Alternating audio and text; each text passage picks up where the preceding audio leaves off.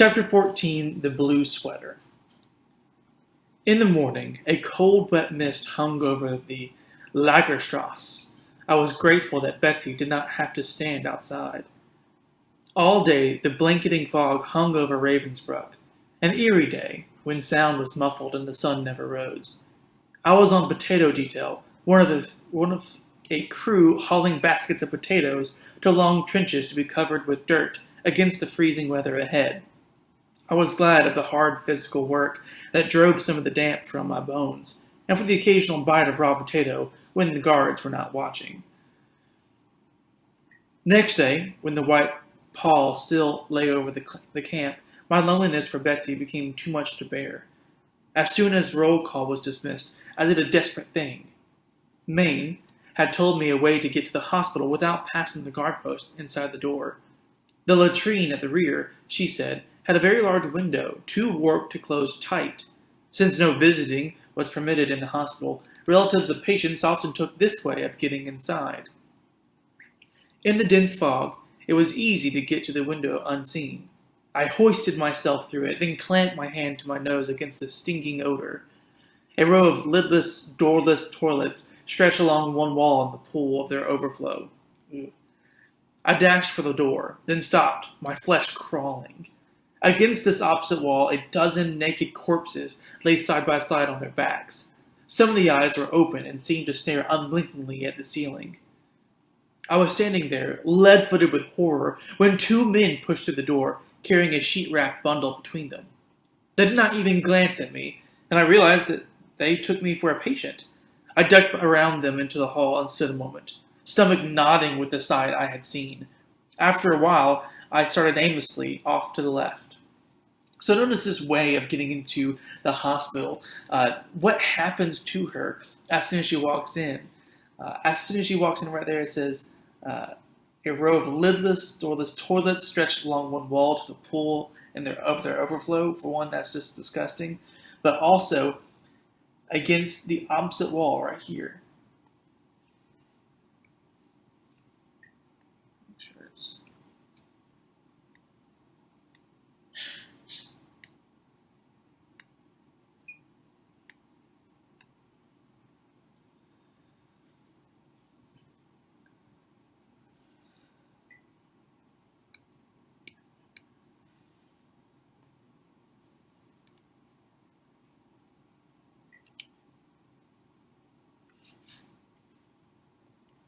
Here you go. Against the opposite wall, a dozen naked corpses lay side by side on their backs.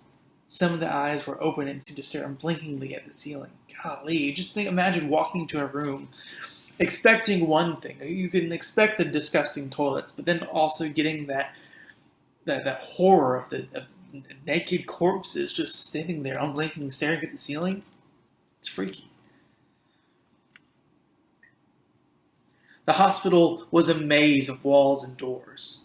Already, I was not sure of the way back to the latrine. What if the potato crew left before I got back? And then a corridor looked familiar. I hurried, almost running from door to door. At last, the ward where I had left Betsy. No hospital personnel was in sight. I walked eagerly down the aisles of cots, looking from face to face. Corey!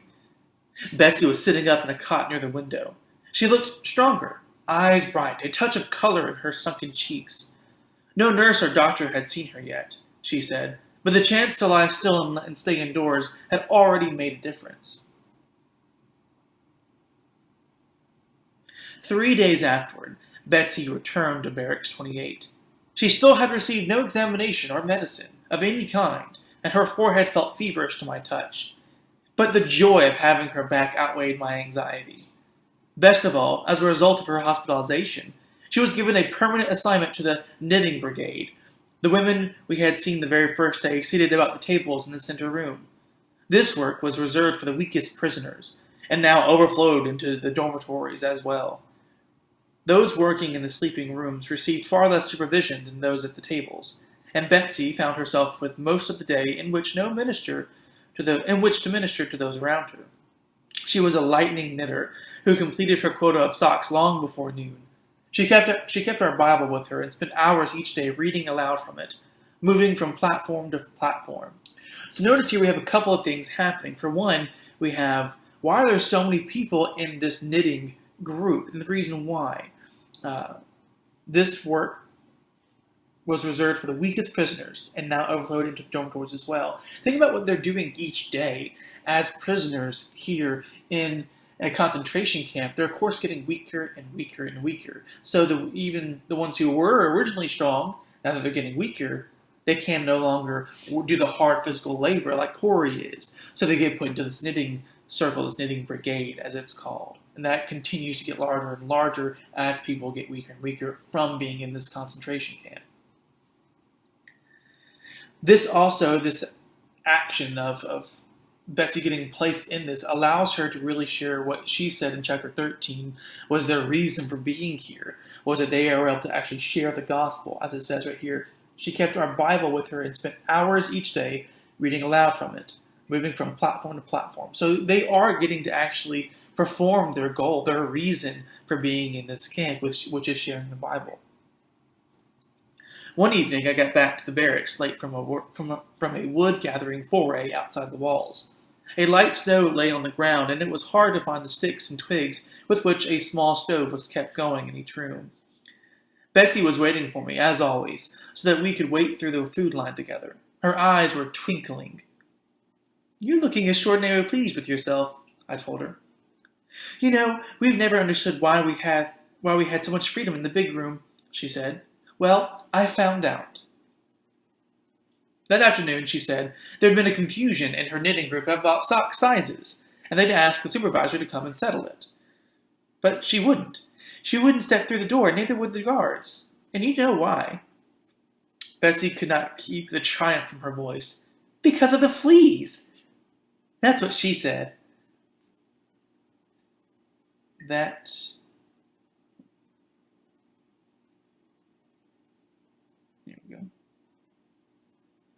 That place is crawling with fleas.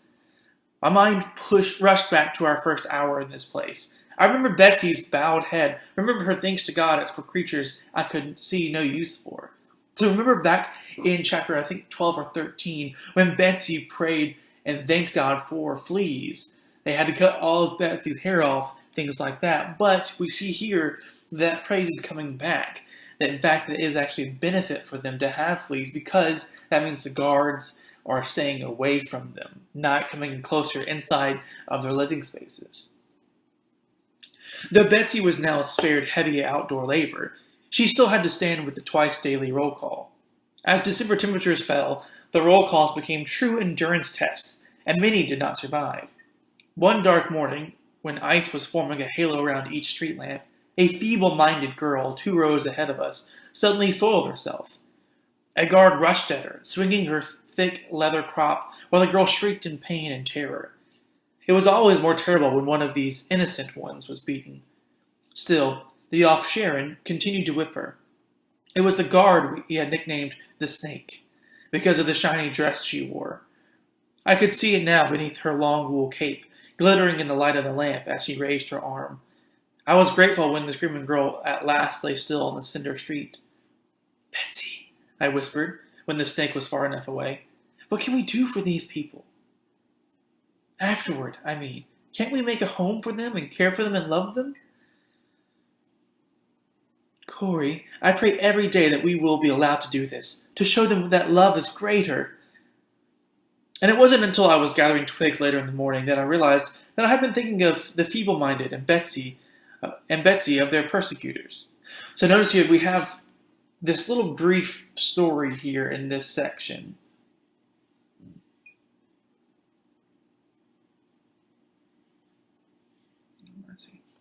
There we go. We have this brief story taking place here in this passage.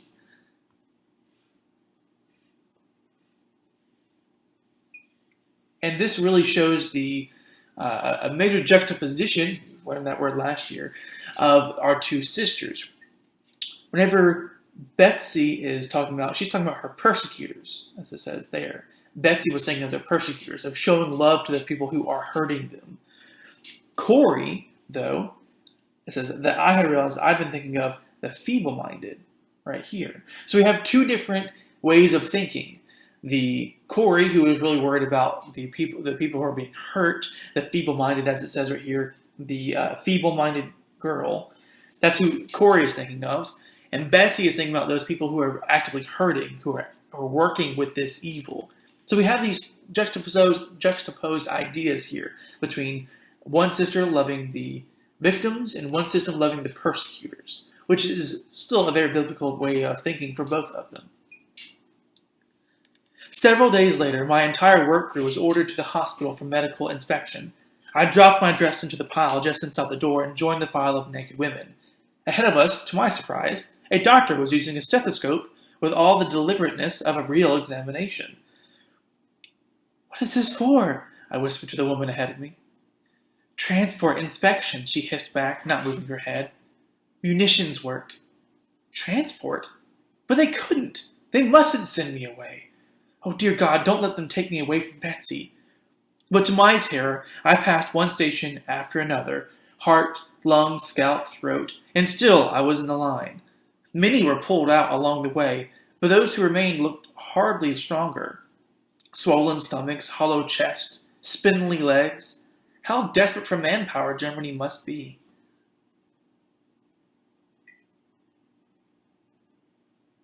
I halted before a woman in a soiled white coat. She turned me around to face a chart on the wall, her hand cold on my bare shoulder. "Read the lowest line you can." I can't seem to read any of them. Lord forgive me. Just the top letter, that big E. The top letter was an F. The woman seemed to see me for the first time. "You can see better than that. Do you want to be rejected?" At Ravensbrück, munitions transport was considered a privilege. Food and living conditions in the factories were said to be far better than here in the camp. "Oh yes, doctor, my sister's here at Ravensbrück. She's not well, I can't leave her." The doctor sat down at her table and scrawled something on a piece of paper. "Come back tomorrow to be fitted for classes." Catching up to the line, I unfolded this small blue slip of paper. Prisoner 66730 was instructed to report for an optical fitting at 6:30 the following morning. 6:30 was the time the transport convoys were loaded. And so as the huge vans rumbled down at the Lagerstrasse the next day, I was standing in a corridor of the hospital, waiting my turn at the eye clinic. The young man in charge was perhaps a qualified eye doctor, but his entire equipment consisted of a box of framed glasses, from gold-rimmed bifocals to a plastic-framed child's pair. I found none that fitted and at last was ordered back to my work detail. But of course, I had no work assignment, having been marked down for transport. I walked back uncertainly towards Barracks 28. I stepped into the center room. The supervisor looked up over the heads of the knitting crew. "Number?" she said. I gave it, and she wrote it in a black-covered book. "Pick up your yarn and a pattern sheet." She went on.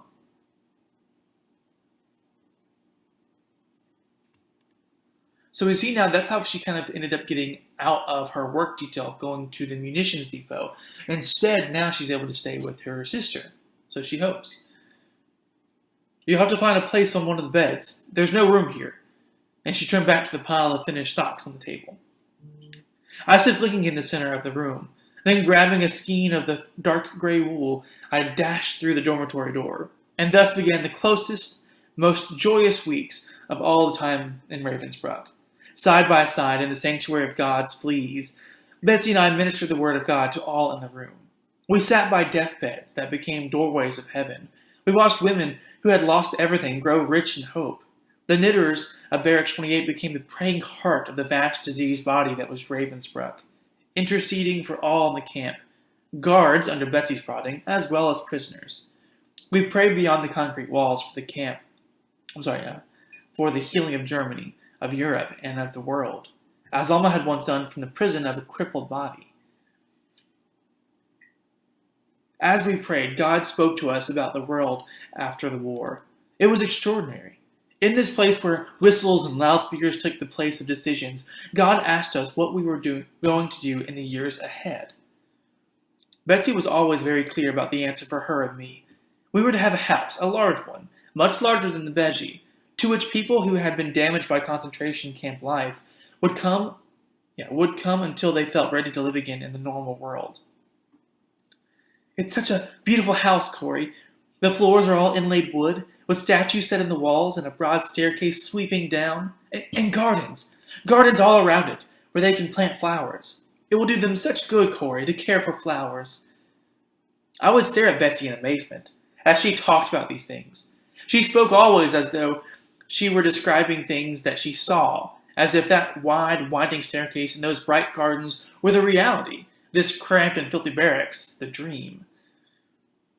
But it wasn't a dream. It was really achingly, endlessly true, and it was always during roll calls that the accumulated misery threatened to overwhelm me.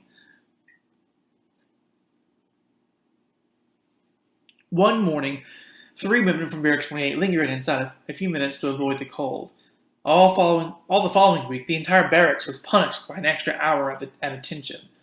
The lights on the Lagerstrasse were not even lit when we were driven from our bunks at 3:30 a.m. It was during this pre-inspection lineup one morning that I saw what I had till then refused to believe. Headlights appeared at the far end of the long street, wavering over the snow. Trucks with open flatbeds in the rear were approaching, splattering slush as they passed. They pulled up at the front door of the hospital. The door opened and a nurse appeared, supporting an old woman whose legs buckled as she limped down the steps. The nurse lifted her gently into the back of a truck. They were pouring out the door now, leaning on the arms of nurses or hospital helpers, the old, the ill. Last of all came orderlies with stretchers between them. Our eyes took in every detail of the scene. Our brains refused. We had known, of course, that when overcrowding reached a certain point, the sickest were taken to the brick building at the foot of the great square smokestack. But that these women here in front of us, these very ones, it was not possible. Above all, I could not put it together with the kindly behavior of the nurses. That one in the truck just ahead, bending solicitously, even tenderly over her patient. What was passing through her mind just now? So she is really trying to figure out, put in her mind, how could people like these nurses who have been helpful to her in the past, how could they be doing something so evil? Everyone knew in the camp that when you got too sick, when you got too infirm, when you got too old or ill, you were sent to this smokestack building. A smokestack is just literally usually a tower-looking kind of chimney, essentially, with smoke coming out. It's designed just to burn things. This building is.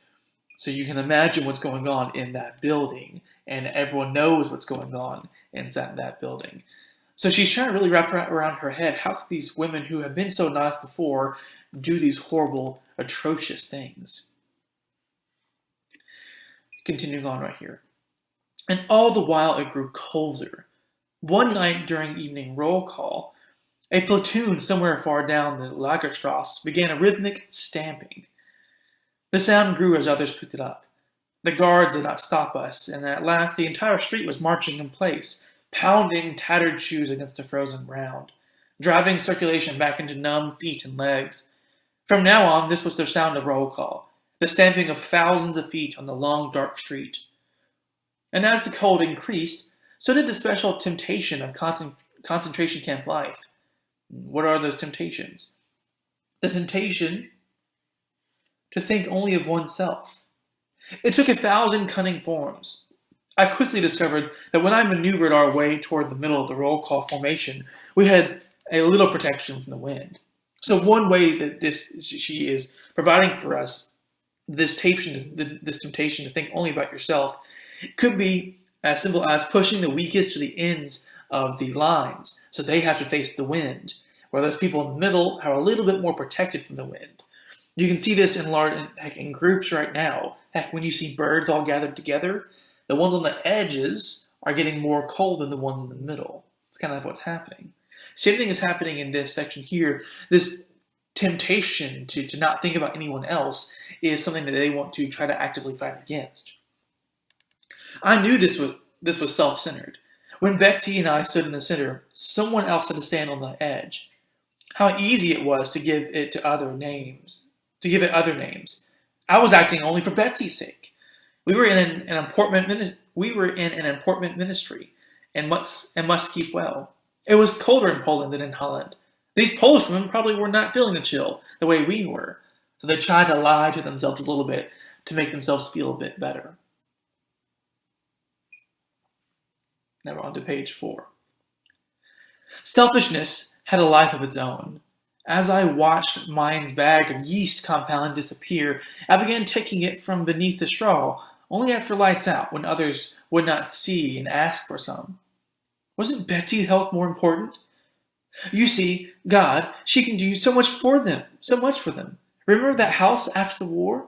So again, she's trying to rationalize committing sin of hoarding materials for herself and Betsy. And even if it wasn't right, it wasn't so very wrong, was it? Not wrong like sadism and murder and the other monstrous evils we saw in Ravensbrück every day. Oh, this was the great ploy of Satan in that kingdom of his, to display such blatant evil that one could almost believe one's own secret sins didn't matter. But we see working in the Bible even that no sin is greater than the other. All have fallen short of the glory of God here. So, this is, as she says, this is the great ploy of Satan in that kingdom of his. So what was happening there was that great evil was on display, as it says, to display such blatant evil that one could almost believe one's own secret sins didn't matter. It's easy to say, oh, well, they're worse than I am. That's okay. But that is not what it says in the Bible. And she's trying to lie to herself here. The cancer spread. The second week in December, every occupant in Barracks 28 was issued an extra blanket. The next day, a large group of evacuees arrived from Czechoslovakia. One of them, assigned to our platform, had no blanket at all, and Betsy insisted that we give her one of ours. So that evening I lent her a blanket, but I didn't give it to her. In my heart, I held on to the right to that blanket. So this is a kind of interesting difference here between actively giving something to someone and then just lending someone something, right? I could lend you my computer, right? But it's still my computer. That's kind of like you're selfish. You're holding it onto your heart a little bit. Now this one is something that she should have felt compassion and given it to her. Was it coincidence that joy and power imperceptibly drained from my ministry? My prayers took on a mechanical ring. Even Bible reading was dull and lifeless. Betsy tried to take over for me, but her cough made reading aloud impossible. And so I struggled on with worship and teaching that had ceased to be real, until one drizzly, raw afternoon, when just enough light came through the window to read by, I came to Paul's account of his thorn in the flesh. 3 times, he said, he had begged God to take away his weakness, whatever it was. And each time God had said, rely on me. At last Paul concluded, the words seemed to leap from the page, that his very weakness was something to give thanks for. Because now Paul knew that none of the wonders and miracles that followed his ministry could be due to his own virtues. It was all Christ's strength, never Paul's. So we see what's basically happening is while she is basically committing sin by being selfish with these selfish acts, she is distancing herself from what she's been reading and teaching. She is not practicing what she is preaching. So that's why all of a sudden it feels like her readings of the Bible felt mechanical, how her prayers didn't feel real, because she knew there was a sin there that she was committing. Thankfully, through Paul's life, she's able to realize this, and she's able to draw closer to God, as it says in the next lines. And there it was. The truth blazed like sunlight in the shadows of Barracks 28. The real sin I had been committing was not that of inching toward the center of a platoon because I was cold. The real sin lay in thinking that any power to help and transform came from me. Of course, it was not my wholeness, but Christ that made the difference. The short winter day was fading. I could no longer separate the words on the page, and so I closed the Bible, and to that group of women clustering close, I told the truth about myself, my self-centeredness, my stinginess, my lack of love. That night, real joy returned to my worship. Each roll call, the wind seemed sharper. Whenever she could, mine smuggled newspapers from the staff room at the hospital, which we placed inside our clothes. Nolly's blue sweater beneath Betsy's dress was black with newsprint. The cold seemed to be affecting Betsy's legs. Sometimes in the morning she could not move them at all. and two of us would have to carry her between us. It was not hard. She weighed no more than a child, but she could no longer stamp her feet as the rest of us did to keep the blood flowing. When we returned to the dormitory, I would rub her feet and hands, but my own only picked up the chill from hers. It was the week before Christmas that Betsy woke up, unable to move either her legs or arms. I shoved my way through the crowded aisles up to the center room. The snake was on duty. Remember the snake, the one they had talked about, because she had a kind of a bright dress essentially underneath her coats, and that she was like a snake, she would attack. "Please," I begged. "Betsy is ill. Oh, please, she's got to get to the hospital." "Send in attention. State your number." "Prisoner 66730 reporting. Please, my sister is sick." "All prisoners must report for the count. If she's sick, she can register at sick call." Marquis de Graaf, a Dutchwoman on the tier above ours, helped me form a cradle with our arms and carry Betsy outside. The rhythmic stamping had already begun in the Lagerstrasse. We carried her to the hospital, then stopped. In the light of the street lamps, the sick call line stretched to the edge of the building and out of sight around the corner. In the sooty snow alongside, 3 bodies lay where they had fallen. Without a word, Marquis and I turned and carried our load back to the Lagerstrasse. After roll call, we got her back into back into bed. Her speech was slow and blurred, but she was trying to say something. "A camp, Corey. A concentration camp. But we're in charge." I had to bend very close to hear the camp. The camp was in Germany. It was no longer a prison, but a home where people who had been warped by this philosophy of hate and force could come to learn another way. There were no walls, no barbed wire, and the barracks had window boxes. It will be so good for them, watching things grow. People can learn to love from flowers. I knew by now which people she meant. The German people. I thought of the snake standing in the barracks door that morning. "State your number. All prisoners must report for the count."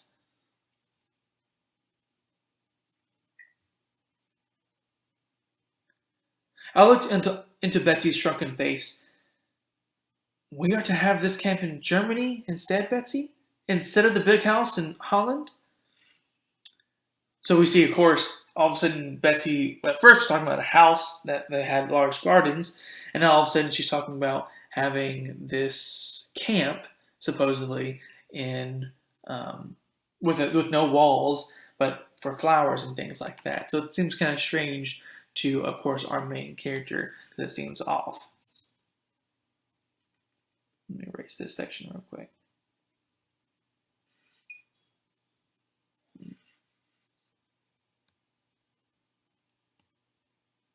Okay, I'll just keep it there for now. I looked into Betsy's shrunken face. "We are to have this camp in Germany instead, Betsy? Instead of the big house in Holland?" "Oh no," she seemed shocked. "You know we have the house first. It's ready and waiting for us. Such tall windows. The sun is streaming in." A coughing fit seized her. When finally she lay still, a stain of blood blackened the straw. She dozed fitfully during the day and night that followed, waking several times with the excitement of some new detail about our work in Holland or Germany. "The barracks are gray, Corey, but we'll paint them green. Bright, light green, like springtime. We'll be together, Betsy." "We're doing this all together? You're sure about that?" "Always together, Corey. You and I, always together." When the siren blew next morning, Marquis and I again carried Betsy from the dormitory. The snake was standing at the street door. As we started through it with our fragile burden, she stepped in front of us. "Take her back to the bunks." I thought all prisoners..." "Take her back." Wonderingly, we replaced Betsy on the bed. Sleet rattled against the windows. Was it possible that the atmosphere of Barracks 28 had affected even this cruel guard? As soon as roll call was dismissed, I ran back to the dormitory. There beside our bed stood the snake. Beside her, 2 orderlies from the hospital were setting down the stretcher. The snake straightened almost guiltily as I approached. "Prisoners ready for transfer," she snapped. I looked at the woman more closely. Had she risked fleas and lice to spare Betsy the sick call line. She did not stop me as I started after the stretcher. Our group of knitters was just entering the big room. As we passed, a Polish friend dropped to her knees and made the sign of the cross. Sleet stung as we reached the outside. I stepped close to the stretcher to form a shield for Betsy. We walked past this waiting line of sick people, through the door and into a large ward. They placed the stretcher on the floor, and I leaned down to make out Betsy's words. "Must tell people what we have learned here. We must tell them that there is no pit so deep that he is not deeper still. They will listen to us, Corey, because we have been here." Remember that? See that capitalized he here? That means that she is actually referring.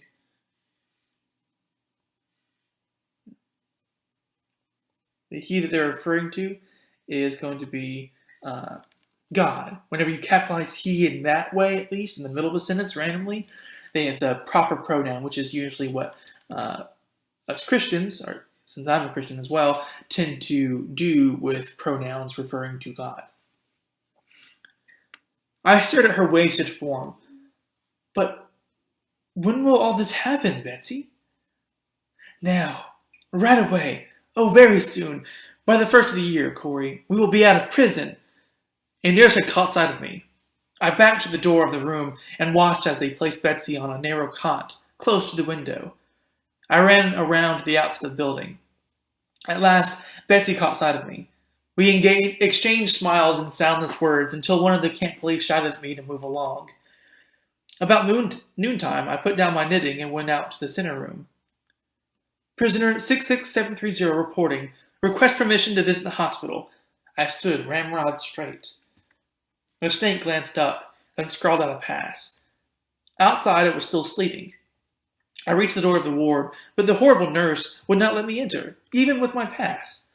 So I went again to the window next to Betsy's cot. I waited until the nurse left the room, then tapped gently. Betsy's eyes opened. Slowly, she turned her head. "Are you all right?" I formed with my lips. She nodded.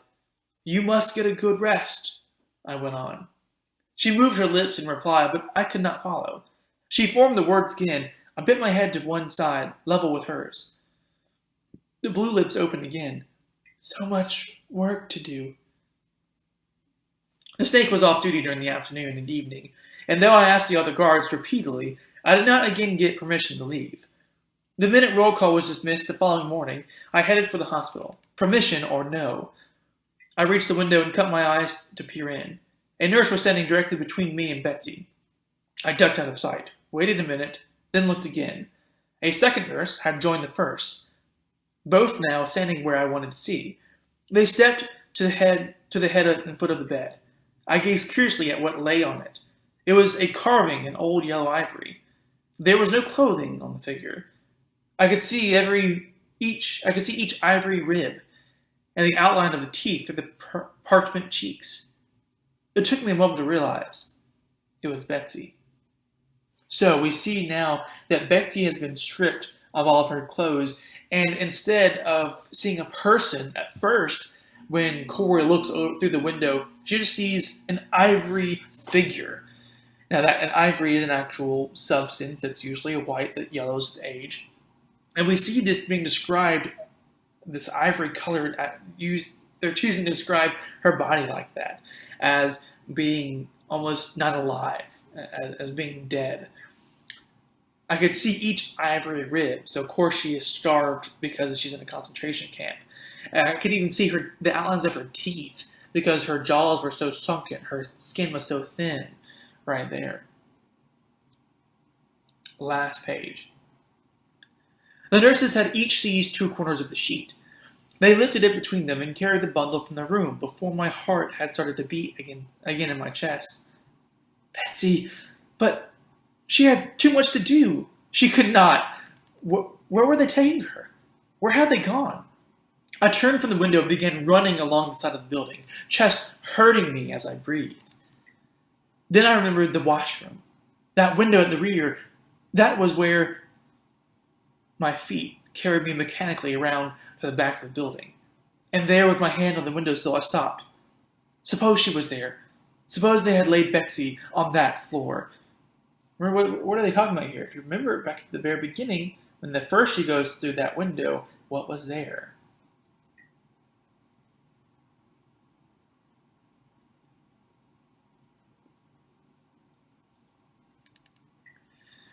I started walking again.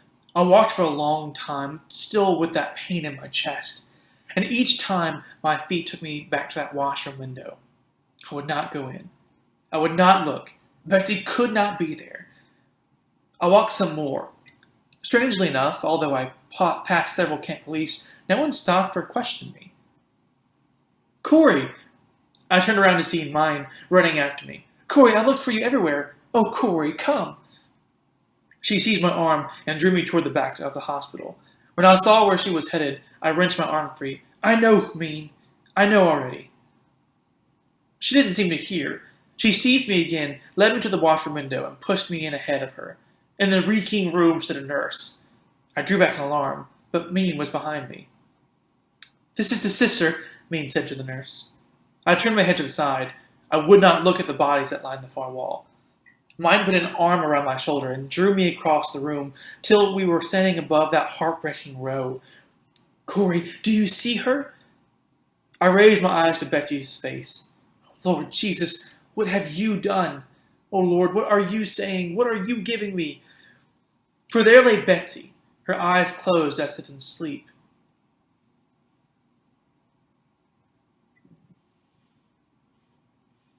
For there lay Betsy, her eyes closed as if in sleep, her face full and young. The care lines, the grief lines, the deep hollows of hunger and disease were simply gone. In front of me was the Betsy of Harlem, happy and at peace, stronger, freer. This was the Betsy of heaven, bursting with joy and health. Even her hair was graciously in place, as if an angel had ministered to her. At last I turned wonderingly to mine. The nurse went silently to the door and opened it for us herself. You can leave through the hall, she said softly. I looked once more at the radiant face of my sister. Then Maid and I left the room together. A pile of clothes was heaped outside in the hallway. On top lay Nolly's blue sweater. I stopped to pick it up. The sweater was threadbare and stained with newsprint, but it was a tangible link with Betsy. Maid seized my arm. Don't touch those things. Black lights. They'll all be burned. And so I left behind the last physical tie. It was just as well. It was better. Now what tied me to Betsy was hope of heaven, was the hope of heaven.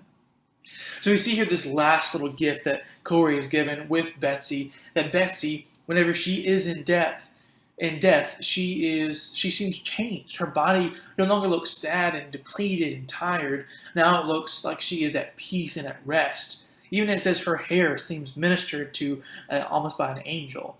So it gives Corey this chance to feel peace about her sister's death at this time. All right, ladies and gents, that's all of chapter 14. Go ahead and make sure you answer all the questions related to chapter 14 before going on to chapter 15.